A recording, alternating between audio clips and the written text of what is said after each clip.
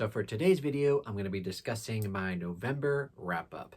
All of the things that I read, finished, and DNF'd in the month of November. And November was a crazy month because I read a lot of books, but I also DNF'd 5 books. I usually don't DNF this many books. Usually I'll have like maybe 1 DNF a month, maybe 2 if I'm crazy, but I've never had 5 DNFs. This is just an anomaly, hopefully, although I did actually DNF a book already in December, so maybe it's the new me. I DNF a lot of books now. I don't know.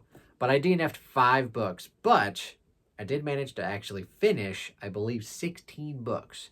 So November was a crazy good reading month, also crazy bad, but very, very mixed month. So I had a lot of bad books, but also a lot of great books. I also reread a lot of books, which is a lot of fun for me. But yeah, I'm going to get all up in the juicy details right now. So without further ado, let's go ahead and jump right into it. So first off, let's start out with those pesky DNFs. So I had 5. I'm just going to go in random order here. One of the books that I DNF'd was Perfume by Patrick Suskind. And this book was recommended to me like a long time ago. It was written in the 80s, I believe, but it's written in like sort of a very classic style. It takes place in like 1800s France, I think. And just the writing style. Sometimes classics can go either way. Sometimes I really gravitate towards the writing. Other times like this, I just really don't. And this book was, how do I put it? It was boring. That's the main word. And it sucks too because some parts of this book were interesting, but a lot of this book is about this random guy who is just, he has this really good sense of smell, and there's just chapters and chapters about his ability to smell and to distinguish smells and like all the different kind of smells he can smell. I need the Mr. Krabs gif of like, that kind of smells smelly. But basically it's that, and then there's like a 2-paragraph thing like, oh yeah, by the way, I killed a girl. And then it's just like, what? So it was frustrating. I got like halfway through it. I'm like, you know what? I'm not going to enjoy this book. So I DNF'd it. I also DNF'd The Summer Tree by Guy Gabriel Kay. This is the very first Guy Gabriel Kay book I've attempted. I've heard from my good pal Nico, who's read a bunch of Guy Gabriel Kay. Nico from Nico's book reviews, by the way. I'll link him down below. He said this is his first published book and series, and it's way different than all of the stuff that he's published previously. This is actually kind of a portal fantasy where at the beginning it kind of takes place in Toronto. I believe he's a Canadian writer. And then these kind of college students get transported into this very magical world where apparently a lot of Guy Gabriel Kay's books are kind of slightly historical, like they're loosely based on historical events, and there's very low magic. And this one was very high magic, and it just read like very typical classic fantasy, and I don't really like that kind of style, so I really just didn't jive with it. I got, I don't know, maybe like 100 or so pages in, and I just DNF'd it. I was like, it's not for me. I also DNF'd Gingerbread by Helen Oyeyemi, and this is actually the second book of hers that I've DNF'd this year, which is kind of disappointing because I really liked her book, Mr. Fox. I gave that book 4 stars, thought it was very interesting. She might end up being like a one-hit wonder for me because I really liked that book, and I DNF'd What Is Not Yours Is Not Yours, kind of a short story collection. I really didn't get along with that. And then this one I got, I don't even know how far in, but it was just a bunch of nonsense. I mean, I just could not get into it. And maybe I'll try another one of her books to see if she'll be like a 2-hit wonder, but I think at this point she might just be a 1-hit wonder for me. I might go back and reread Mr. Fox next year because hopefully it's good this time. Maybe it's a 1-hit wonder for me, literally. But I don't know. We'll see. But this one I did not like, so I DNF'd it. I also DNF'd The Mars Room by Rachel Kushner. I went into this book not really knowing anything except it was loosely based on like women's prison stuff. That's basically all I knew, but very literary, very just choppy writing of just like I don't know, short little nuggets of daily life from this random woman, and I just did not care. I got like 30 pages in and realized I really didn't like the writing. It was just too back and forth between different timelines, and it was hard. It was just not very cohesive, and I really didn't enjoy it. So I very quickly DNF'd it. And the last DNF I have to talk about, thank God, kind of a disappointment because this is a book, or this is an author that I had read a book in May and really liked it, called Mother May I by Jocelyn Jackson.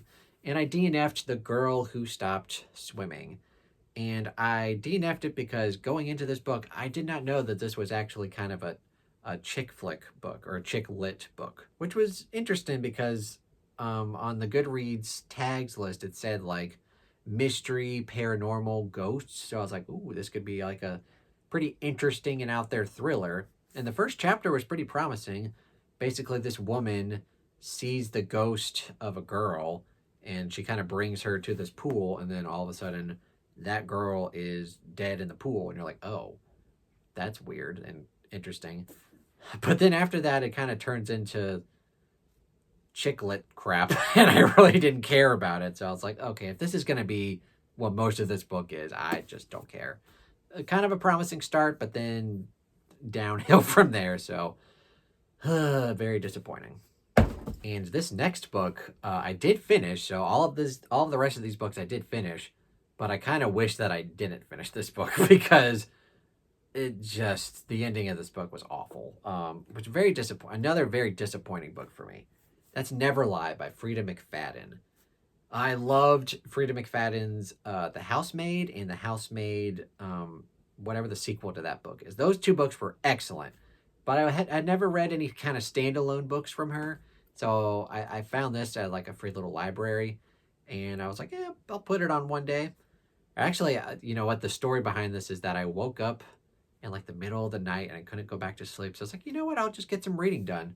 And I listened to this whole book from like, I don't even know, 3 o'clock in the morning until I got up out of bed. And what a horrible book. I mean, not a horror, like not 1-star material, but like 2 stars. It started out pretty promising of like, you know, very typical married, newlywed couple is looking for a house. They get into this house. Some creepy stuff starts happening. And I can't really get into why this book sucks because it's like it happens at the very end. But like it's kind of the thing where it's like the author just misled you the entire time. And you're like, really? Really? And I don't understand how this book has good ratings on Goodreads. Like, how does someone read this book and not get infuriated with the author? So hopefully her other standalone books aren't like this because I have some other ones that I'm interested in. But this one was very bad. I gave it 2 stars. I wish I just DNF'd it or just never bought it in the first place. Another very disappointing book because I had really high hopes for this book because I had heard a few people say that they really liked it, and then just, you know, I've heard about it from a lot of people. And it had comparisons to Itch by Stephen King. This might give it away, but the book I'm talking about is Black Mouth by Ronald Malfi.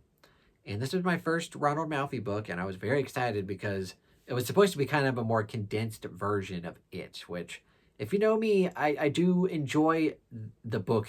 I was going to say the It book.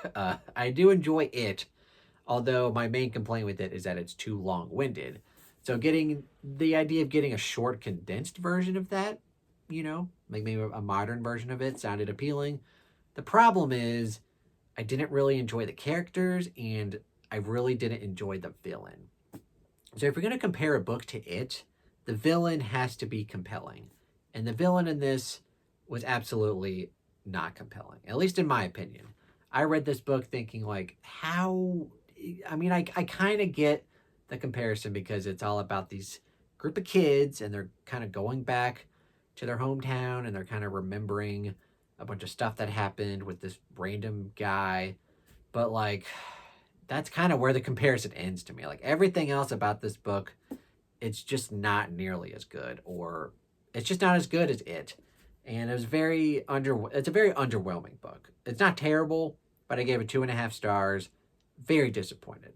Another book that ended up being disappointing. It started off great, but it ended up being disappointing. It was actually our Thrill, Chill, or Kill book club pick for the month of November, which was Good Girls Don't Die by Christina Henry. This book started out amazing. And kind of the main premise of the book is that you have these three stories and you're not quite sure how they're connected. And then they kind of all come together at the end. The first part of this book was amazing. And I don't want to give away too much about which one is. Like, you can read the synopsis if you want to, but just generally know that the first part of this book was really good. And I kind of wish that she would have just wrote that as the whole book. That the book would have been extremely compelling. But yeah, part one was amazing, 5-star material. And then part two was good, although it had kind of been done before, kind of rehashing some. I don't want to spoil it, but part two was pretty good. It was like 4 stars. And then part three was fine. Like, it was 3 stars. I'm like, okay, like, it's definitely not as good as part 1 or 2, but like, I'm still interested to see how this all connects together. And then you figure out how these storylines kind of interconnect in part 4. And oh boy, that last bit of the book, that last chunk of the book was just awful. And you get a reveal of kind of the big villain, like evil mustache villain. And oh my God, that last part of the book was just awful. Like 1-star material. It was so bad. So this book was really hard to rate because part 1 was amazing and then just literally downhill from there. I settled on 3 stars because, like, okay, very promising start, and then it just went off a fucking cliff. But yeah, it was a wild ride. I can say that at least. But ultimately, very disappointed. I kind of wish she would have just wrote part 1 as the whole book. Next book I'll talk about is actually my Patreon pick for the month of November. If you don't know, I do have a Patreon that you can support me for as little as $1 a month. And my Patreons get put on a wheel spin every month, and whoever wins gets to pick any book that they want me to read the following month. And actually, my wife's sister, Lisa, she actually won, and she picked for me to read The Glass Castle by Jeanette Walls. Now, I've heard of this book, and I knew it was supposed to be kind of a heart-wrenching nonfiction memoir. That's all I really knew about this book. And what I will say is I did give this book 3.5 stars. It is a great book, but I'm also rating the book on my experience. And the whole time I was reading this book was just very frustrating because this whole book, you're following this girl at a very young age who just has the worst parents. And just reading about these parents and seeing what they did and what they didn't do, and just her whole life with this family just infuriated me. So the whole reading experience of this book was just not good. It was not positive. But I do get why people love this book, and it did make me feel better about my own life and about my own childhood, which is a plus. But overall, my reading experience of this book was just a Debbie Downer. So it was a good book, but not one that I will be revisiting. So The Glass Castle got 3.5 stars for me. Another book that I read was The Company Man by Robert Jackson Bennett. Now, I had read plenty of Robert Jackson's fantasy. I read the Divine Cities trilogy and then the Founders trilogy. Enjoyed most of those books. This was my first standalone book that I had tried from him. And this book is interesting. It actually takes place in, like, what was it, like 1919? But it's kind of futuristic. And how do I even describe this book? There's a lot of ingenuity and there's a lot of questions about where all this technology suddenly came from. And it's also kind of a crime noir where you're following this investigator who's trying to investigate stuff. And it was interesting for the most part. Not a book I'd ever reread. I didn't hate my time with it, but I didn't love it either. I'm definitely going to be trying more standalones by him. But overall, this book was just okay. Like, nothing, I don't know. Sometimes those are kind of the hardest books to review because you don't really have much to say about them. This book was fine. It's 3 stars. I read it. That's all you're getting from me. I also read Lone Women by Victor Lavelle. And Victor Lavelle is an author that I've read a few books from now, and I really enjoy his writing. The Changeling is definitely my favorite, but there's also, oh God, what's his other book? And his other book, The Devil in Silver, was also very good. Gave that one 4 stars.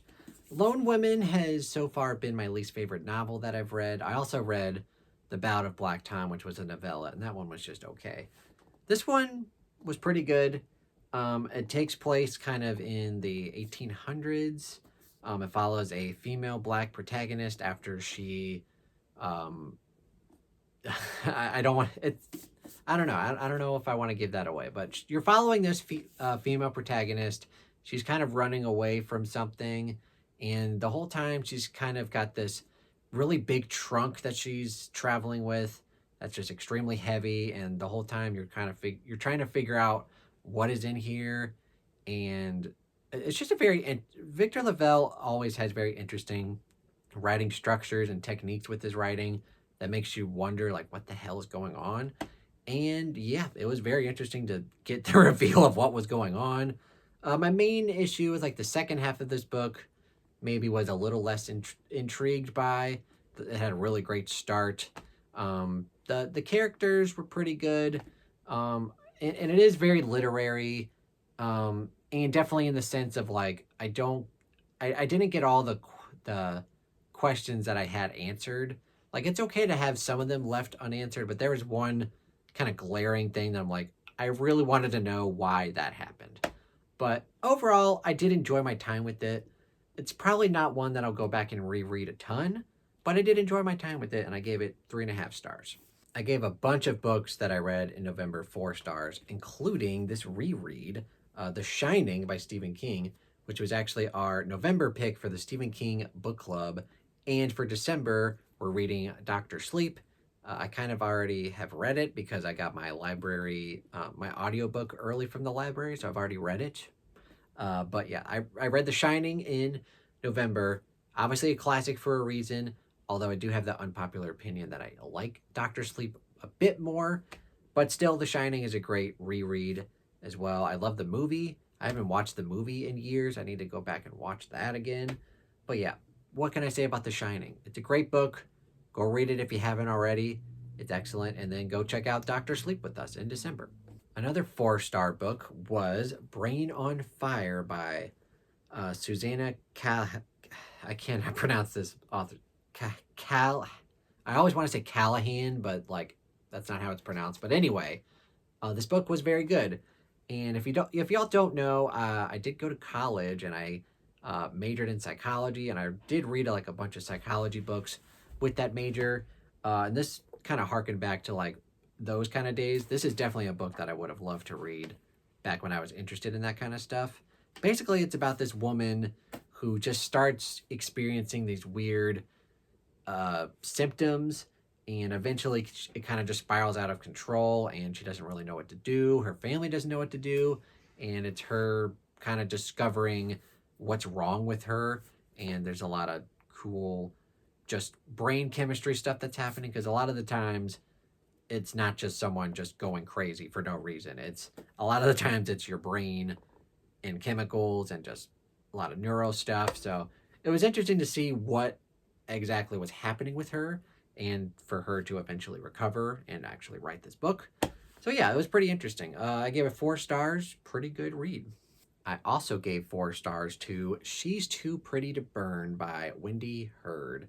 And I believe this is the same author as The Kill Club, which was a previous Thrill Chiller Kill book club pick from last year, I believe. And that one was okay. I did like this book a bit more than that one. And I was intrigued by this book because it's supposed to be kind of a loose retelling of my all-time favorite classic book, The Picture of Dorian Gray, which is kind of all about art and youth and like aging. And so I was interested to see what a young adult modern author, that's the word, author, can do with that premise.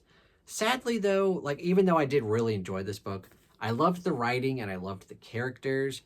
I took off a bit because it's not really a retelling. It kind of just, I don't know, like this, I guess the basic start of the book where like this person gets like an image of themselves, but really it's not a retelling. Like it's just got a very loose premise.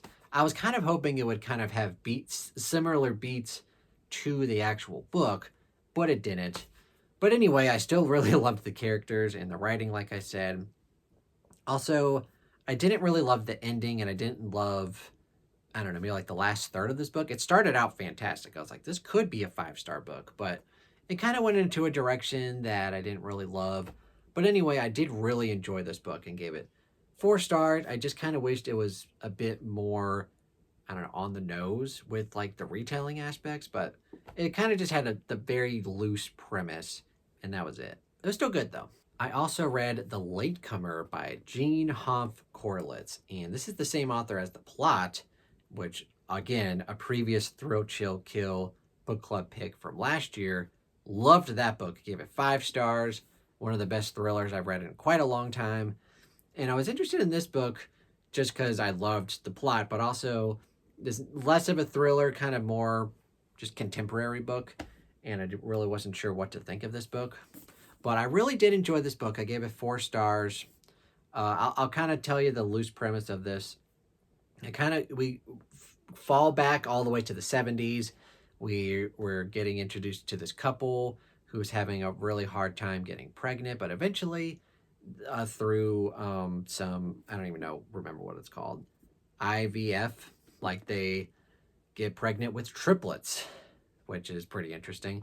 But the interesting part is, like, once those triplets start to grow up, you realize that the triplets really want nothing to do with each other or the family, which is kind of interesting because usually twins have a very strong bond. Like it's almost like they're psychic with each other. But these triplets basically don't want anything to do with each other. And then once they kind of grow up and like move on to college, the mom is very kind of upset because obviously she'll be an empty nester. So here comes the latecomer, which is actually a baby that they decide to have very late in life. And yeah, it was very interesting because it spans from the 70s all the way up to modern day. And I will say part 1 was more interesting, like following the parents, and then part 2 you kind of get a lot more of the triplets, and I was kind of meh about them, but eventually everything started to click, and then eventually you get the latecomer's perspective, and there's a lot of stuff that happens in there.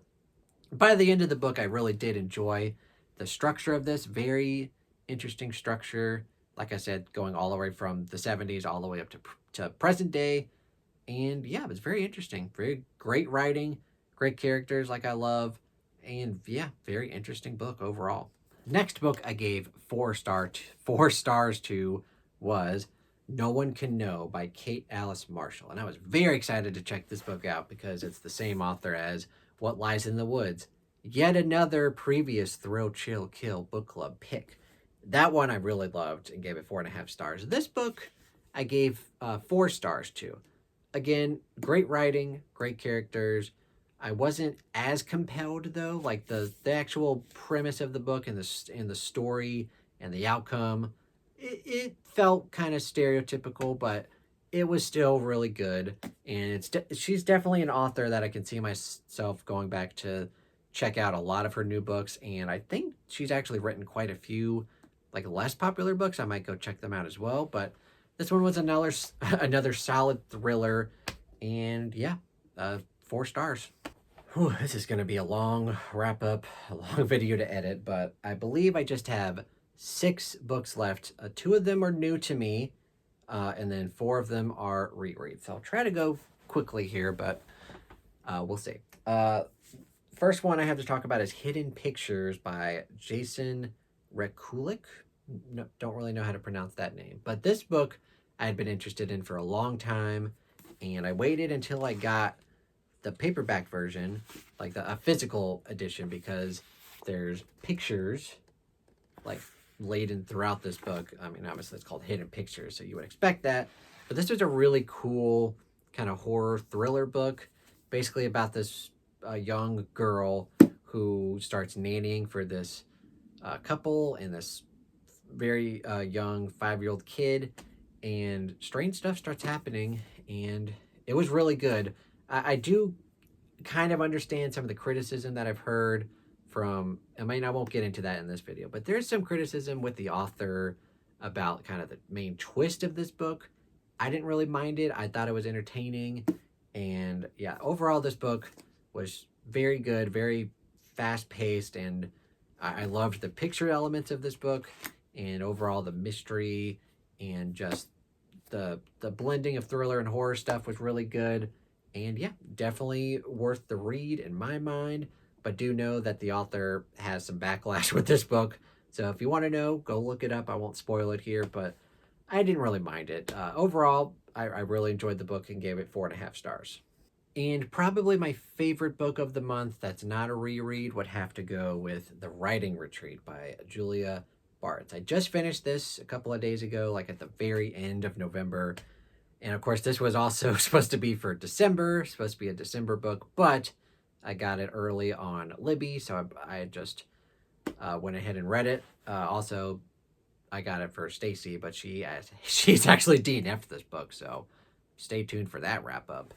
But yeah, I really enjoyed this book. I was heavily anticipating this book. It's just got a lot of stuff that I love about books and thrillers in general. Basically, the premise is that this 30-year-old young, inspiring author wins the like a tickets to go to the writing retreat for this very famous author that she loves, and only a couple of or five authors, five young women authors have been kind of drafted to attend this writing retreat, and they get there, and it's kind of an enclosed environment, and I don't want to give too much away, but like this book is crazy. This book is a wild ride. At first, I was like, "Is this?" Because I'd heard people talk about this book and how crazy it gets. Kind of the first half of the book, I'm like, it's not that crazy, and then something happens. You're like, oh, damn! This book just goes kind of off the wall bananas, and it's really good. I thoroughly enjoyed it. Gave it 4.5 stars. I will say though, it's got some stuff that I didn't absolutely love. I can't get into it with because of spoilers. Like the very ending wasn't perfect. Like this is not a perfect book, but it was very entertaining, and I was very thoroughly entertained throughout the whole read of this book. And I will definitely be checking out her new book. I think it comes out next year, early next year in 2025. So definitely going to be checking out that book. But yeah, this book was a lot of fun. And I'll end the video on 4 rereads. They're basically all 5-star books. Maybe this one is more of a 4.5-star book, but I'll get into it. It's Dr. Sleep by Stephen King. Again, a book that should have been read in December, but I got it early on Libby, so I was like, why not? And yeah, I have the unpopular opinion that Dr. Sleep, I like it more than The Shining, which objectively probably The Shining is better. Like it's a classic for a reason, and it's inspired so much. It's really good. But Dr. Sleep, for some reason, I love the writing in this one, and it just feels, every time I read this book, it just feels fresh. The Shining, when I read it, I'm just like, okay, I've seen and heard this story a ton in my life with the movie and having read the book a bunch, but Dr. Sleep, for some reason, just feels fresh every time. So I love this book. It's kind of a 4.5, maybe 5-star book for me, kind of teetering on there. It's just really good Stephen King, and I love this book. These next 3 books are all 5-star rereads. A book that we read for the Ray Bradbury Book Club in November was Something Wicked This Way Comes. I love this book. I've reread this book several times. It's probably one of his, if not his best novel. Like, he has short story collections that I love more than this, but as far as novels go, this one is just fantastic. It's all about these 2 young boys who witness this carnival come to town kind of a week or so before Halloween, and some weird stuff is happening. And I just love the writing, and like Ray Bradbury's writing, I just really love. It just feels cozy, and I love the themes that he kind of develops in here of age and nostalgia, kind of that weird thing where like if you're young, you kind of want the feeling of to get older, like, wow, why can't I just get older already? And then once you are older, you're like, oh, I wish I could go back to being young. So I love kind of those themes, and it's laden throughout this whole book. And I love like the very end of this book. Like the last like page or the last couple of paragraphs in this are just perfect. And yeah, it's one of my favorites for a reason. 5 stars. Definitely check it out if you haven't already. Also in November, we wrapped up a 6-month fantasy read-along of Legends of the First Empire with the 6th and final book, Age of Empire by Michael J. Sullivan, the last book in the Legends of the First Empire series. This is definitely one of my favorites in the series. 5 stars. I think still probably books 1 and 3 are kind of like at the top, like those are the best, but I love this one. Like, it's 5 stars. And then I would say like books 2, 4, and 5 are in kind of the 4.5 star range. It's just an excellent finale to the series. I'm not going to spoil anything. I mean, the cover might spoil something, but it's really good. I love the ending. I love the characters. And yeah, it's just one of my all-time favorite series for a reason. And yeah, go read it if you haven't already. And the last book I have to talk about, wait a minute. No, it's not. Okay, I don't know what happened in my brain, but for some reason I thought I read Extreme Makeover in November, but that was an October book. I've read too many books, clearly. I need to take a break. All right, so hopefully I didn't miss anything. I believe I talked about 16 books that I actually read and 5 books that I DNF'd. So that should be 21. Maybe editing Jake will figure out if there's any discrepancies. Another word I can't say, apparently. But yeah, November was a crazy month. A lot of lows, a lot of highs. But yeah, it is what it is. Yeah, I'm not used to DNFing this many books, but I think the problem is that I was, like, me and Stacy are trying to read a lot of our unread books, specifically ones that we know that the other is not going to want to read. So there's a higher likelihood of unhauling the book to make more space on our bookshelves. I just got a bunch of books for my birthday, and we're probably both getting a lot of books for Christmas. So I'm trying to make more room on the shelves by just trying out new books. So sometimes when that happens, it doesn't go well. And clearly a lot of these books that I just kind of experimented with, because I'll be honest, November was a lot of mood reading. I should have said that up front, but it was just basically me like, you know what? I've read most of my TBR already, and I have a lot of extra reading time, so I'm just going to try a bunch of books. And varying results, because some of these books were really good, and some of these books were bad. But yeah, that's how the cookie crumbles. December, I will make my TBR video eventually, but basically December, the bulk of it will be Wind and Truth. Other than that, there's only like a couple of books that I have to read, but other than that, after Wind and Truth, probably just a lot of mood reading again, because I don't know, maybe I'm a mood reader now. I thought I was more of a kind of a strict TBR guy, like, okay, these are the books I'm going to read in this month. But even though I did DNF a lot of books, I did have a lot of fun just kind of mood reading, which is whatever the hell I wanted to. So maybe I'll do that more often. Let me know. What should I do? Tell me what to do. But anyway, let me know your thoughts in comments about any of these books that I read or DNF'd. Do you love any of these books? Do you hate any of these books? Comment down below. Also, what were your favorite books that you read in November? Also, did you DNF any books in November? Leave all those lovely comments down below. And thank you guys so much for watching. If you enjoyed this video, give it a thumbs up. Subscribe to the channel if you haven't already, or continue to subscribe for more content. Also, the Book Astronomer Discord. We always have a ton of read-alongs and buddy reads happening. We'll have a bunch in December, obviously. Stephen King Book Club, Ray Bradbury Book Club, Throw, Chill, or Kill. We've even got a Christmas Carol buddy read going on that kind of randomly happened. So if you want to do that, we got a bunch of stuff. And also Wind and Truth. If you're going to read Wind and Truth, we have a channel open for that. Also have my Patreon. Links down below if you want to go support me there for as little as $1 a month. Again, the Patreon Will Spin happens every month, and if you win, you get to pick any book you want me to read. I also have my Amazon wish list if you'd like to purchase me a book. Not that I need any, but I'll take them. Thank you guys so much for watching, and have a fantastic day.